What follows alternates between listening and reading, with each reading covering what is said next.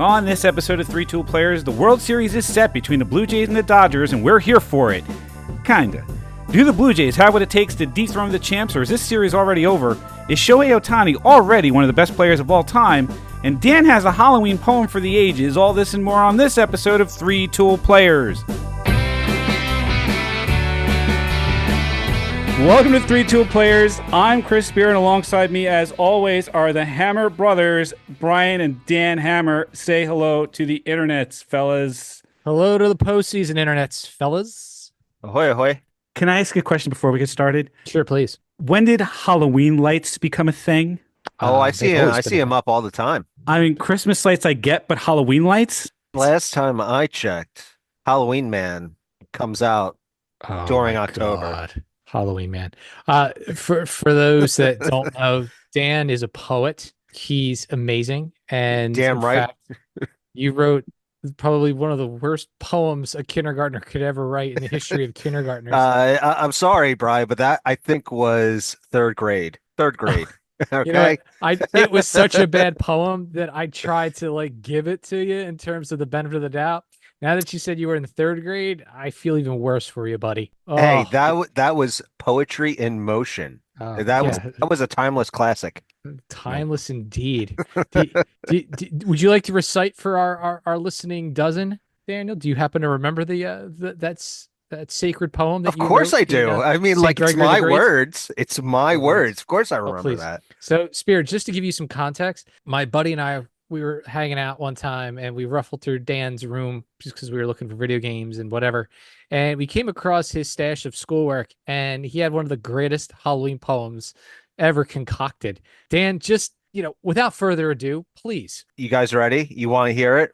Spear? I mean, it looks like you're just you're giddy with the anticipation right there. Am I? That is, you sure it's not gas? It's not anticipation, it's horror. Yeah, because that's what this is. You want to carry on? It's Halloween, it should be scary. Go ahead. I should recite the poem as I wrote it in my head, because what my teacher did, she was like, you know what? You should change the ending so it flows better. I was like, no, it doesn't flow better, because you know what? My ending was better.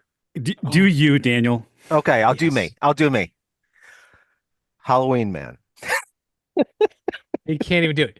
Dan, do I need to step in and be your No, I got it. I had to get that laugh out. Because all right, let me compose myself. All right. I'm just like you composed an awful poem. Keep going. It was beautiful. It was poetry. Here we go. A car crash. Okay, here we go. Should have packed a lunch for this. Halloween Man by Dan Hammer. Halloween Man, here he comes. He comes to my house, and he's all done. He was a bat, and I was a cat. The poem is done, and that is that. The end. No. You took artistic editorial prowess, sir. That is not how that poem ends. Yes, did you just hear what I just said? That was his version. Before my teacher messed it up. Give you so do you want me to give the one that was the edited version? No, give us the one that was on paper that me and my friend found and laughed our balls off because it was the most idiotic thing we've ever exactly because the ending. Go for it. Ending. All right, so now I'm going to do the teacher's version. Halloween Man, here he comes. He comes to my house, and he's all done. He was a bat, and I was a cat. The poem is done, and that is the fun. No. Yes. No. Oh, it's so bad. No. Oh, I want to find your teacher should lose her license. You're damn right, because that was better. Oh, Daniel. That is terrible. Oh, because I was trying to go with bat and cat, failing, and then switching it to that. But she was like, no, you need to switch it to fun because it needs to rhyme done. I was like, no, that doesn't work.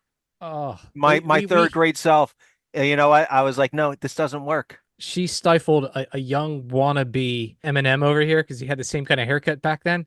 And she ruined his artistic credibility. Yeah. Dan, don't let anybody tell you how to be you, bud. Yeah. Right. You be you every time. I know. Because you know what? My version was much better. Much better. She ruined it. All right, let's talk about baseball. Are you sure you don't want to talk about Halloween? Let's talk about Oh, baseball. Halloween, baseball. It's Let's all talk about here. baseball. It's the fall classic, and it is Mhm. set. It is going to be the Toronto Blue Jays and the defending champion Los Angeles Dodgers. Boo Earns. Boo We'll get Earns. it. Boo Earns. Well, so I was going to ask you for what your initial impressions are of this There it matchup, but I is. think I already know.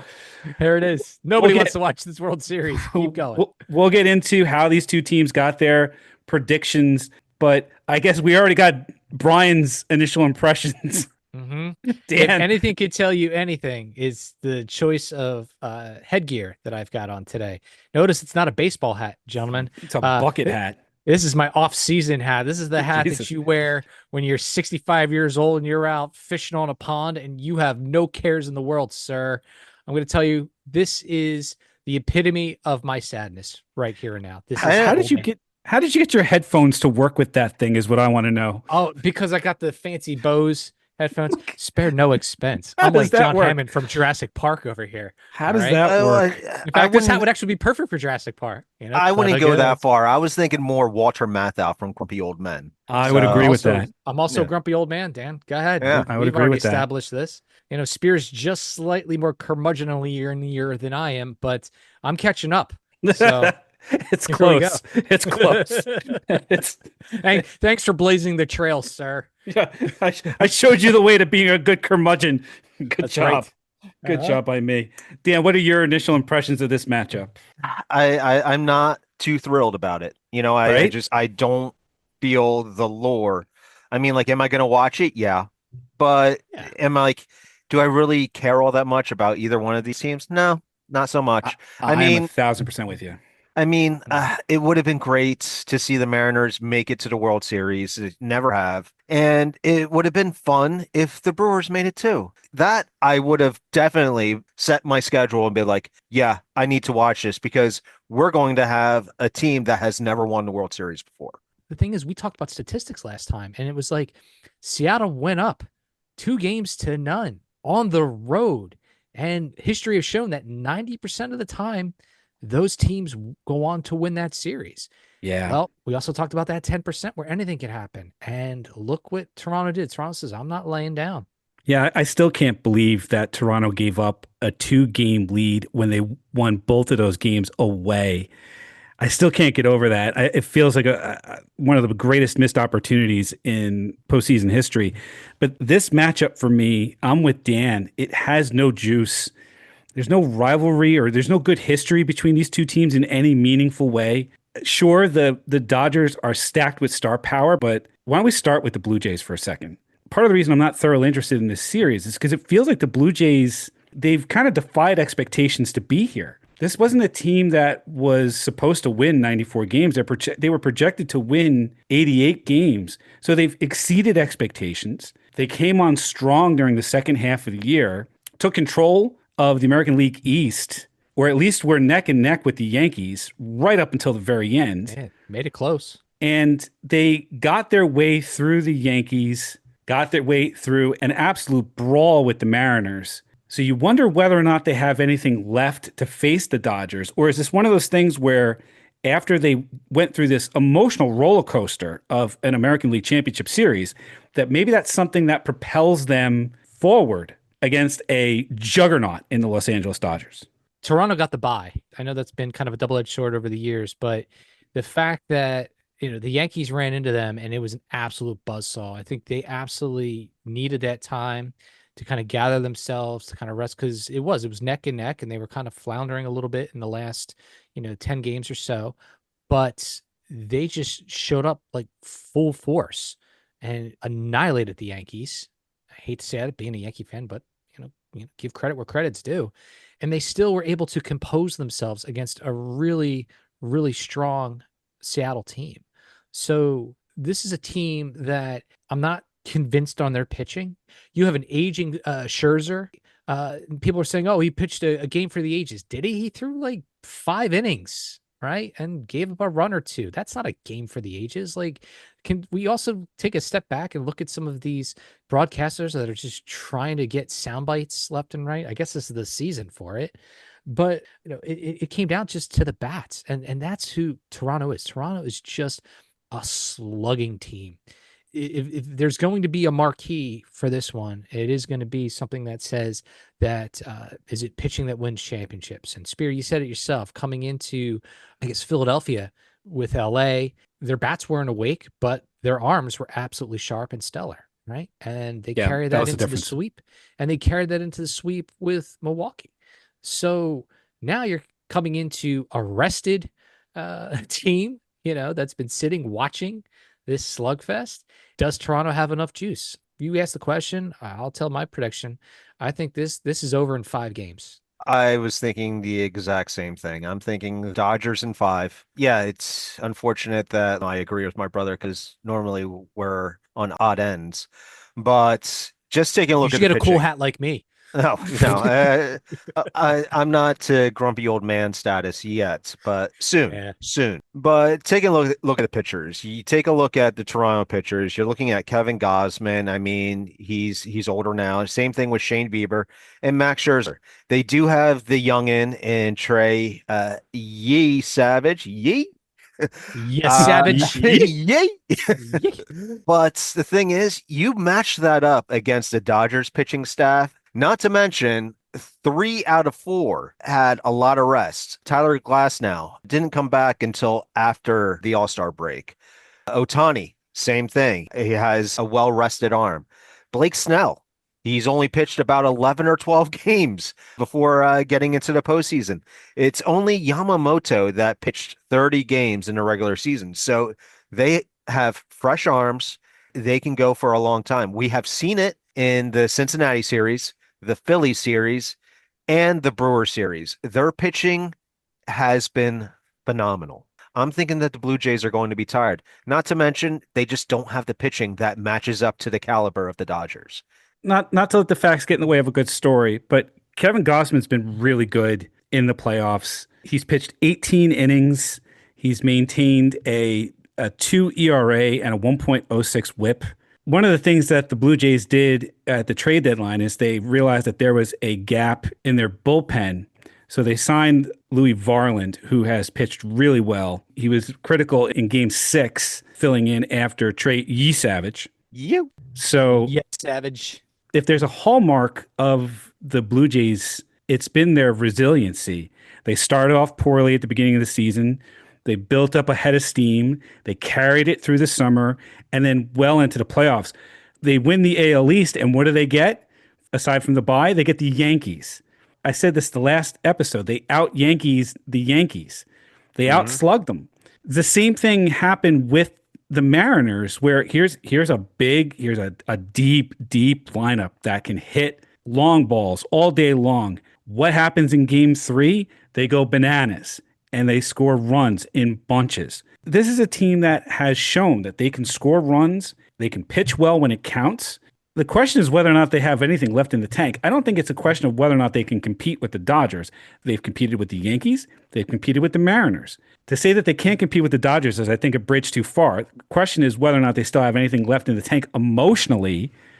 You could say that Springer's home run was a huge emotional moment for this Blue Jays team.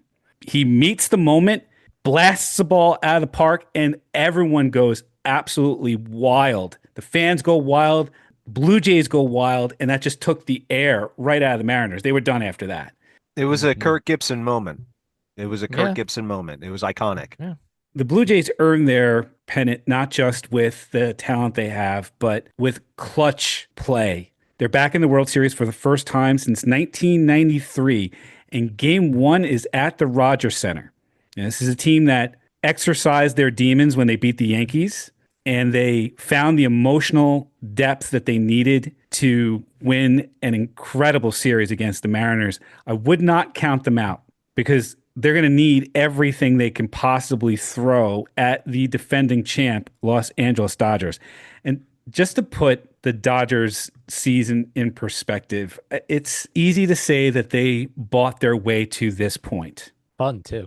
It's easy to say that, but the players still have to play the games. You're right. They weren't great this season. They were good, and they were great at times, but they weren't the juggernaut that I think we were all expecting them to be. We all expected them to win like 100-plus games, break records. They didn't. They weren't even the best team in the National League. But on their way to where they are, they took out a 96 win team in the Phillies. They took out a 97 win team in the Brewers to get to where they are. So they were great when they needed to be the most. So I said this at the beginning of the season. I know a lot of folks were on the bandwagon of they're going to break these records. They're going to have the all-time regular season.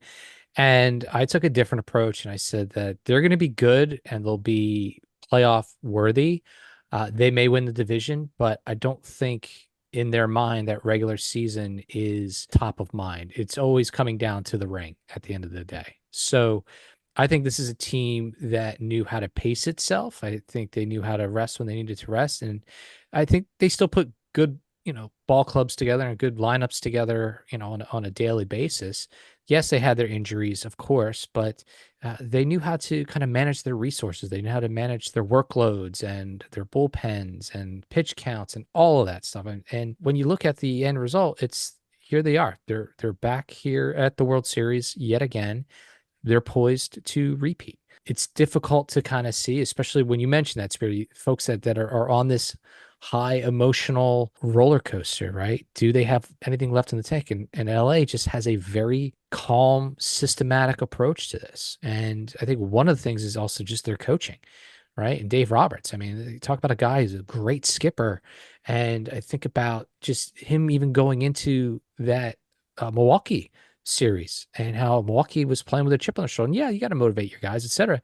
And he just took a step back and was like, yeah, they're going to be tough, but we're ready. And here we go. A lot of the success for the Dodgers can be attributed to great play when it matters by great players. The one we'll talk about in just a second, but I also want to call out Yoshinobu Yamamoto for a second. He delivered the first complete postseason game for the Dodgers in 8 years in Game 2. His final line, 9 innings pitched, 3 hits, 1 earned run, 7 strikeouts, and 1 walk on 111 pitches. That's the kind of pitching performance that saves a postseason, because you talk about Dave Roberts being a good manager. He didn't have to manage. He didn't have to go to the bullpen. All he had to do was just put Yamamoto back out there and watch him go. And I'm glad you brought that up, because his performance in Game 2 very well could have been worthy of the NLCS MVP until Game 4 arrives. Yeah, until Game 4. Until Game 4 arrives. And until, Mr. Ohtani decides to show up to the ballpark with both his arm and his bat and single-handedly hands an L and closes out the series sweep with Milwaukee by striking out 10, pitching 6 innings, right? He held them to 0 runs and only 2 hits. Meanwhile, on the other side of the offensive coin, he hits not 1, not 2, but 3. Count them 3. Not once, not twice, but thrice. He went yard. I think we've all been treated to something just extraordinary in the 2025 season with that performance. And oh, by the way, that 1 game performance hands him the MVP. Watching that game, it absolutely reminded me of a cartoon. It was Baseball Bugs. The Gas House Gorillas are a bunch of dirty cheats. If I was playing them, I could beat them all with 1 hand tied behind my back. That's all I need, 1 hand. Okay. And that's basically what Ohtani did to them. He wham, a homer. Wham, another homer. Wham, another homer. Yeah, basically, he came to the field and did it all for the team. Unbelievable. It's indescribable, and you're seeing absolute history. You absolutely are. The interesting thing about seeing history is, how do you put it into perspective 100 years from now? Like 100 years from now, if you're going to look at the top 5 baseball players of all time, it's going to be Babe Ruth and Ohtani in some order at the top. You know what I mean? Like you have to start thinking about it that way. Mm-hmm. There is nobody else in Major League Baseball that Ohtani has an analog for other than Babe Ruth. He is a historical player at this point. If he wins another World Series in his 2nd year in Dodger Blue, he puts himself immediately into the conversation of all-time great Major League Baseball players. There's no argument for this anymore. No. He's got to be in the conversation for the top 5 greatest baseball players of all time. You're watching a legend grow game by game Yep. It's a remarkable thing to watch too. Yep. It is. And what's interesting too is now you think about just how he's been the outlier, but he is absolutely inspiring the youth of baseball, right? So now, kids are going to be coming up because think about it, Dan, you and I, when we started playing high school ball, there was no more, okay, if you're going to be a pitcher, then you're a pitcher, right? There's no more, really paying attention to hitting. Yes, you're going to hit every now and then, but we've got DHs, we got this, right? And by the time you got to college, forget it. You're a one-way player. That's it. Now you have a guy like Ohtani that's just absolutely gifted. It's, I'm sure, going to also inspire other coaches to be like, you know what, maybe we can try it the Ohtani way. Remarkable. And his legend grows. And you wonder just how much bigger his legend would have, could have, should have been if he wasn't languishing in Anaheim for all those years. Yeah. I was thinking about that too. He's just laying in wait, right? Like Godzilla. He's just lying in wait right under the ocean, waiting for the eruption. Like, right. That's what it was. Like all those years he spent in Anaheim, and now he's up and he's trashing cities. He's trashed Cincinnati. He trashed Philadelphia. He trashed Milwaukee. Toronto's next. That's right. He's just leaving just a path of destruction. It just is. It's a crying shame that he wasted 6 years in Anaheim. It's just we're getting the experience of full Ohtani. Ohtani. Full Ohtani. It's just the gamma rays are starting to charge up, and he is leaving a path of destruction wherever he goes. We haven't seen something like this in our lifetime. I mean, like, I'm excited to see this. I mean, it's great to see him. It's just same as Aaron Judge. You have two mammoth human beings in Ohtani and Judge. It's basically Mothma versus Godzilla. Mm-hmm. That's what it is. And I'm here for it. It is the reason to watch the World Series for me. You could root for history for the Dodgers for back-to-back championships because it's rare that it happens. You could root for the Dodgers if you're rooting for a salary cap because if the Dodgers win, there's a better chance that we're going to get a salary cap, and that's going to change baseball. For me, it would be for the better, but I think that's a whole other episode, and we can get into that later. We can get into that later, all about economics and for our audience that way. But I think, of course, I think we have to be watching this World Series for the legend of Shohei Ohtani and how it continues to build. You're watching history happen. You're watching history unfold right in front of you. That's the reason to watch this World Series and the Dodgers in particular. So you guys both think this is over quickly. You think this is Dodgers in 5. You take a look at the breakdown of each lineup. I mean, you are going against like a behemoth in the Dodgers when you match both of them up. I think it's going to be more competitive because of that, right? So, I mean, you guys are thinking it's over in 5. I think this may go the distance. You really think that, huh? I think it may go the distance. I think there's the potential for it to go to the distance. Are they going for speed too? I think there's enough potency in the top 2/3 of the Blue Jays lineup that it could make it difficult for the Dodgers pitching. And we've said this before too. Sometimes the extended rest puts you in a bad spot. So yeah, they've gotten to rest their weary bones and they've gotten to, take a breather, but sometimes it helps to have that adrenaline still pumping. And keep in mind, the first games are in Toronto. If Toronto can come out of the chute and win those first 2 games, riding the emotional high of what happened in Game 7 before it gets back to LA, this could easily go the distance.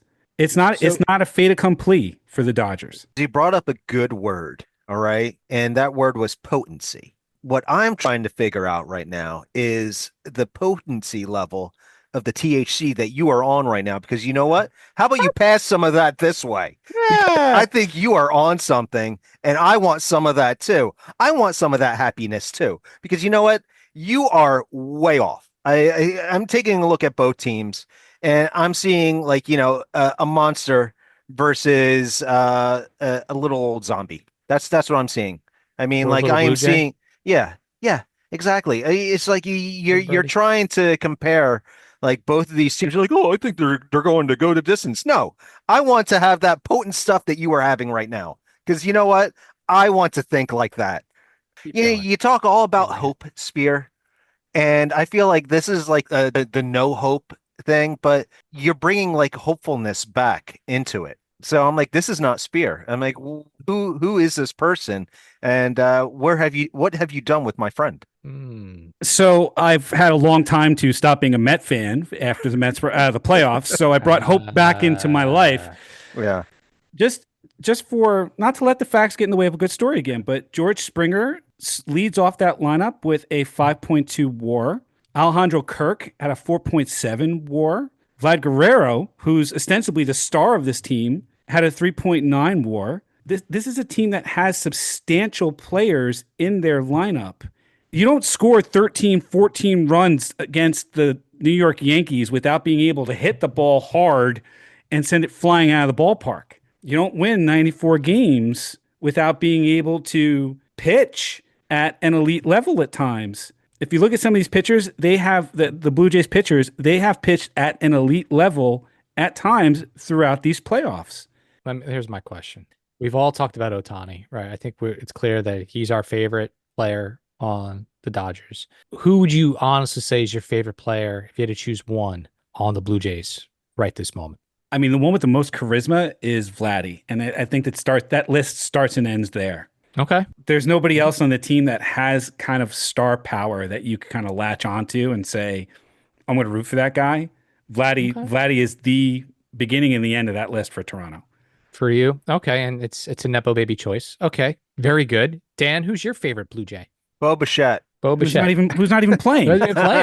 That's how much you he just hates asked the me. scene. You just asked me who my favorite player was on the Blue Jays. I just gave it to you, but sadly he is not there. So the thing is, they are down one of their star players. Yeah, they have a nice ragtag group of Springer, Guerrero Jr., Alejandro Kirk, and Dalton Varsho, but I don't think that they stack up against the Dodger starting lineup. So you both like Nepo babies. That's interesting. I don't care who his dad was. He's a good ball player. Get off it. I gotta tell you what. I'll give you my favorite Blue Jay, right? And for my money, you guys mentioned his name a couple times here, and it's Alejandro Kirk. The idea of just watching a 5'8", 245-pound man just run those bases like he's been doing is absolutely just entertainment through and through. So that's my choice in terms of favorite Blue Jay. Yeah, well, I mean, Spear has had that in Daniel Vogelbach too. So I mean, like he is well aware of like the big man running around and like So to be fair, you had that with Kyle Schwarber before he dropped all the weight. Yeah, Dan, until he went on the Ozempic. To be fair, you're right. You're right, Dan. That the Blue Jays lineup doesn't have the star wattage that the Dodgers do. Ohtani, Betts, Will Smith, Freddie Freeman, Tommy Edman, Teoscar Hernandez, Kike Hernandez. You know who's a playoff monster. Max Muncy, and you forgot. Andy Pages. Andy Pages. And dude hit I think 25 home runs this year too, and it was second year. My argument would be that these guys have more star power because you've heard more about them. I don't know if they're appreciably better than the Blue Jays lineup is. I think it's a good matchup. It's going to come down to pitching. If it comes down to pitching, I think you got to give the nod to the Dodgers, whose pitching throughout these playoffs has been elite.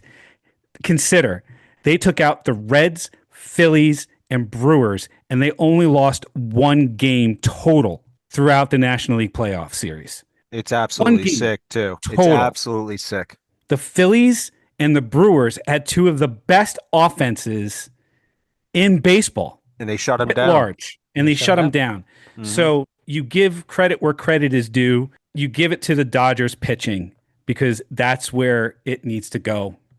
Yep. And that's exactly what we started talking about earlier on this podcast. And they've actually announced who their game 1 and game 2 starters are going to be. And it's just another round of Milwaukee. You got Blake Snell on the hill for game 1, and Yamamoto will be on the bump for game 2. So they're going to go with what's worked for them so far. And now that they've had their rest, it's going to be really great to see. That's crazy, though, right? To think that you're not even going to see Ohtani until game 3. It's crazy. Or four. Yeah. It's like, it's yeah, it's here's crazy. arguably our best pitcher, right? Or one of the best pitchers in the league, but he's our number 4. It's a comedy of riches. It just is in LA. So Spear, I'm right there with you. If they win this World Series, salary cap conversations galore for sure.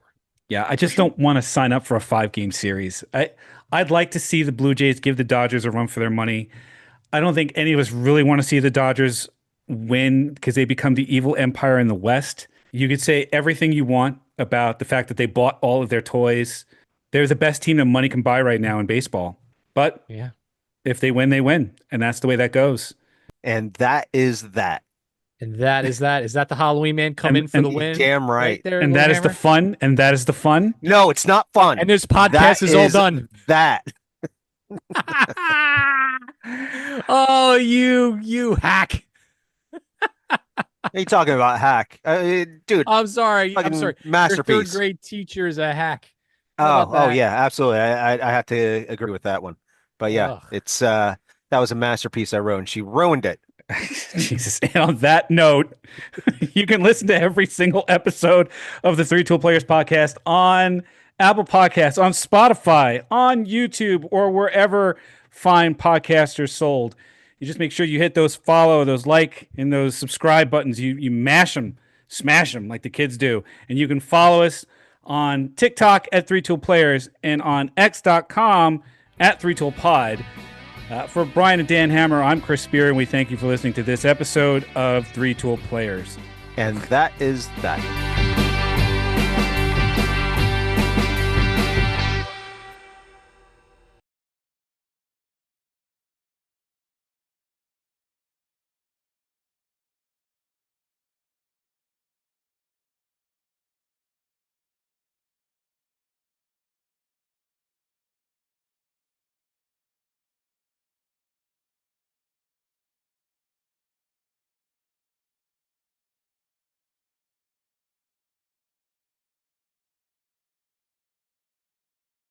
By the way, you missed the foe that you should have given to Aaron Judge, and that's King Kong, man. I mean, King Kong is from New York. You know, he's climbing the building. He's climbing the Empire State Building. What would you Yeah. rather have, Mothra or King Kong? If you're Aaron Judge, In New York, I'd rather have Mothra because we all know that King Kong fell off that damn building and took an L. Right. Well, So I'm gonna tell you,